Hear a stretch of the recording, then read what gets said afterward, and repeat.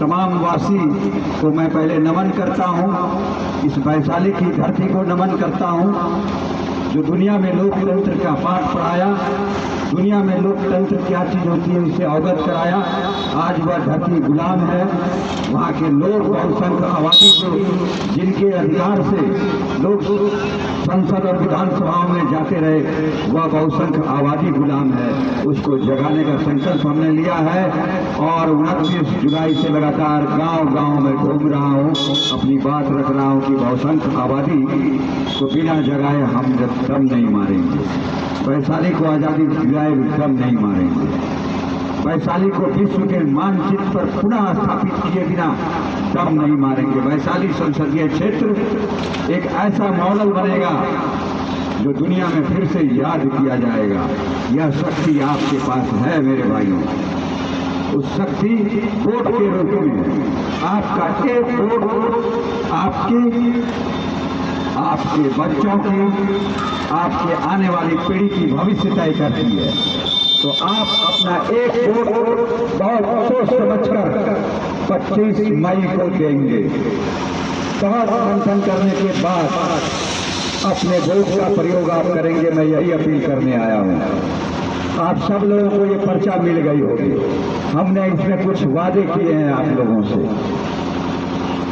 हमने कुछ मूलभूत सुविधाओं के लिए वैशाली में क्या कुछ करने का हमारा प्लान है। प्रथम स्टेज में मैंने अपने इस पर्चे में लिखा है, आप पढ़िएगा।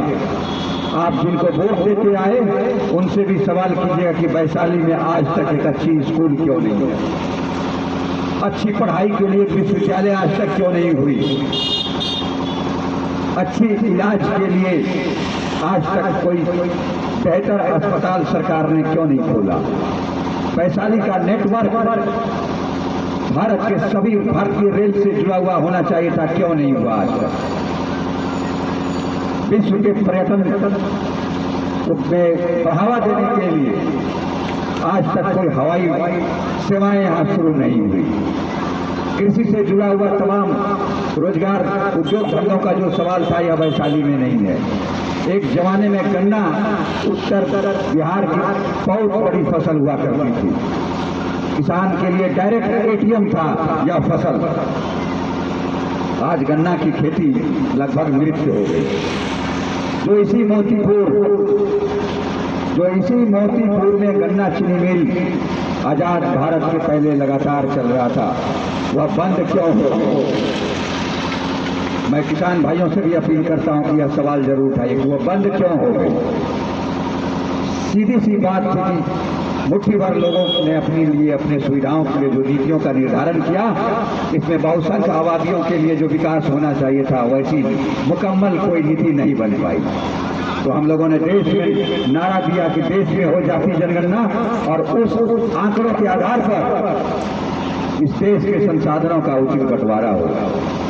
इस देश में कौन लोग हैं जो पिछड़ गए हैं, कौन विकास से कोसों दूर रह गए हैं, उसके लिए कैसी नीतियां बनना चाहिए, उस पर एक बेहतर अध्ययन हो जो जनगणना के माध्यम से हर 10 वर्ष में होती आई है। तो हमने जाति जनगणना के सवाल को वर्ष 2008 से लगातार पूरे भारत में घूम घूम के मैं कर रहा हूँ। 100 से अधिक सम्मेलन हम लोगों ने अब तक इस पर आयोजित किया और तब जाकर जब बिहार में हमने आंदोलन शुरू की तो बिहार सरकार ने जाति गणना कराकर तुरंत लाभ के तौर पर पिछड़ों के बेटों के लिए, उन विद्यार्थियों के लिए, उस प्रतियोगिता की तैयारी कर रहे नौजवान साथियों के लिए, युवक युवतियों के लिए आरक्षण की सीमा बढ़ाते हुए तुरंतकालीन तौर पर 15% का लाभ आपको बढ़ा के दे दिया। जरा कल्पना कीजिए कि अगर देश में राष्ट्रीय स्तर पर जाति जनगणना हो गई तो इसका कितना बड़ा महत्व होगा। इस देश के संसाधनों में आपका कितना जो पिछड़ गए हैं उसके लिए नीतियां बनेंगी। मैं इस काम के लिए वैशाली के आंगन में जब मैं घूम रहा था तो मैंने पाया कि वैशाली की बहुसंख्य आबादी जिसके वोट के दम पर वोट होगा आज तक संसद विधानसभाओं में जाते रहे पर आपके लिए कभी कोई काम नहीं किया। उन सब लोगों ने अपने लिए काम किया। अगर उन्होंने कोई सार्वजनिक काम किया है जिससे कि आपके आने वाले बच्चे का भविष्य बेहतर हो तो जरूर पूछिए वह कौन सा काम है। सांसद महोदय विधानसभा के जो सदस्य हैं उनसे भी पूछिए कि आप बताइए उस काम का जिक्र कीजिए। आप अपने वोट का हिसाब मांगने का आपके पास समय है, आप अपने वोट का हिसाब मांगिए, तब आप मतदान कीजिए।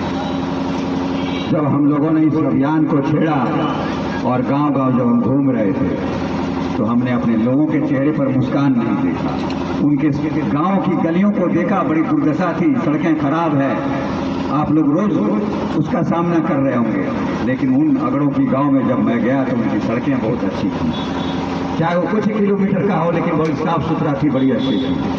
उनके लिए तो नीतियां बन गई, लेकिन आपके गांव, आपके लोगों के विकास के लिए कुछ नहीं हुआ। ऐसा क्यों हुआ, जरा इस पर आप विचार कीजिए। यह चुनाव कई मायनों में बहुत बड़ी महत्व रखती है। इस बार ना तो आप पटना देखिए, ना आप दिल्ली देखिए, इस बार आप वैशाली के आंगन को देखिए, वैशाली को सजाने संवारने और विश्व के मानचित्र पर पुनः उसको गौरव वापस दिलाने वाले लोगों के साथ जुड़िए, उसको इस महत्व को देखते हुए अपना एक मतदान दीजिए।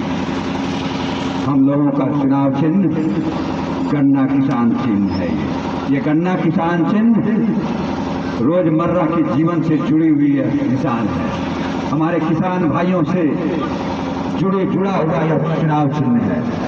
तो मैं किसान भाइयों से भी अपील करता हूं कि फिर से इस क्षेत्र में गन्ना की हरी हरी फसलें लहराए, यहाँ चीनी मिल की स्थापना हो, बिहार के विकास में उद्योग धंधों का जो कृषि से संबंधित है उसकी स्थापना हो। जब मैं यहाँ घूम रहा था तो लोगों ने कहा कि यहाँ बहुत शहद प्रचुर मात्रा में होती है, लेकिन हम लोगों को घाटा लगता है। हमने कहा ऐसा क्यों? कहा उसकी कोई व्यवस्था नहीं है। दिल्ली के बड़े बड़े व्यापारी आते हैं, ट्रकों में भर भर कर सारा शहद ले जाते हैं और ऊंची दाम पर बेच लेते हैं। हम लोगों को मक्खी पालक को हम लोगों को कोई लाभ नहीं होता है। कुछ लोगों ने बताया टमाटर बहुत होती है, तो कृषि से जुड़ा हुआ रोजगार धंधा कैसे विकसित हो, सवाल इसका भी है, इसको भी खड़ा करने की जरूरत है। और सबसे बड़ी बात है कि आप बहुसंख्य हैं, आपके ही एक एक वोट से जो लोग जीत रहे हैं उनसे सवाल कीजिए, उनकी संख्या नहीं है एमपी बना लेने की। जो लोग भी जीते हैं अपने जाति के दम पर चुनाव नहीं जीत सकते हैं, वो आपके वोट पर जीत कर जाते हैं, ऐसो आराम करते हैं, और आप फटे हाल में हैं। कल मुझे मीनापुर में एक नौजवान साथी मिल गया और उन्होंने चप्पल खोल के मुझे कहा कि मेरी चप्पल की, हम किसानों की हालत ये है कि एड़ी के नीचे हमारी चप्पल घिस गई है, कट के छेद हो गया है, हम किसानों की दुर्दशा कब सुधरेगी? तो मैं कहना चाहता हूं आपकी दुर्दशा तब सुधरेगी जिस दिन आप अपने एक मत का प्रयोग सोच समझ कर करने लगेंगे। आप दलालों से सावधान रहिएगा। दलों की दलदल ऐसी हो गई है, इस चुनाव में पैसे का बोलबाला इतना हो गया है। हमारी एक कोशिश है समाजवादी मूल्यों को स्थापित करके चुनाव में गरीब लोग जो हैं पार्टी में, चाहे कोई भी पार्टी, उसका आम कार्यकर्ता भी चुनाव लड़ने का साहस जुटा पाए, वह दिन कब लौटेगा? वह अवसर कब मिलेगा लोगों को कि एक सामान्य लोग भी चुनाव लड़ पाए? इसी बिहार में कर्पूरी ठाकुर जी गरीब से गरीब लोगों को चुनाव लड़ा रहे। समाजवादियों की टोली जब घूमती थी तो आज़ादी के बाद किराई मुसहर जैसे लोगों को डॉक्टर लोहिया ने चुनाव लड़ा दिया था और संसद में चुनाव जीत कर गए थे। किराई मुसहर के नाम से अगर आप नहीं अवगत हैं तो मधेपुरा से चुनाव जीत कर गए थे, सामंतियों के खिलाफ चुनाव जीत कर गए थे, और उस समय सोशलिस्टों ने उनको चुनाव लड़ाया था और चुनाव जीत कर गए। फिर भारत में ऐसा दिन कब आएगा?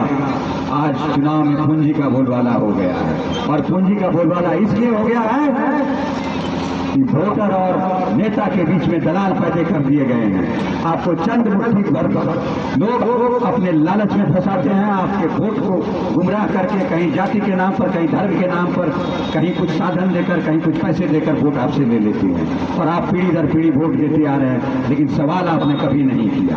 तो इस चुनाव में आप सवाल जरूर पूछिए, वैशाली के आंगन में क्या क्या विकास हुआ, यह सवाल जरूर पूछिए।